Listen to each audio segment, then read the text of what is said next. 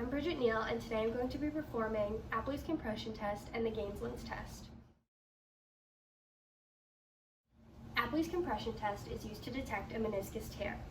This test is performed with the athlete in the prone position, lying face down on the examination table with the affected knee flexed to 90 degrees.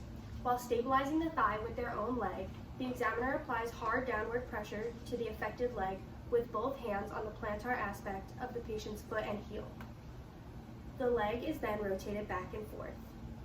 External rotation of the tibia tests the medial meniscus, and internal rotation of the tibia tests the lateral meniscus.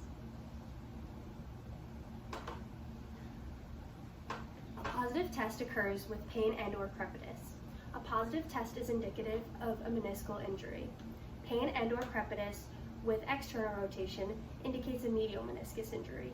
Pain and/or crepitus with internal rotation indicates a lateral meniscus injury. Gaenslen's test is an SI joint pain provocation test.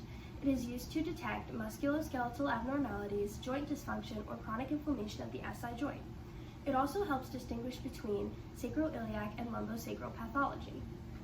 To perform this test, the patient lies in the supine position with the affected side near the edge of the table. The patient then flexes both hips and knees, bringing the thighs towards the chest so that the lumbar spine is pressed against the examination table. This eliminates lordosis. The patient holds the knee of the unaffected leg with both hands. The examiner, standing beside the patient, then extends the affected leg over the side of the table. Then the examiner stabilizes the flexed knee with one hand while applying a firm downward pressure to the knee of the hanging leg with the other.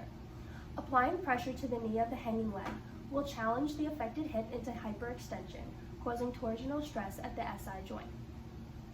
It is recommended to perform the procedure on both sides if the patient complains of pain bilaterally.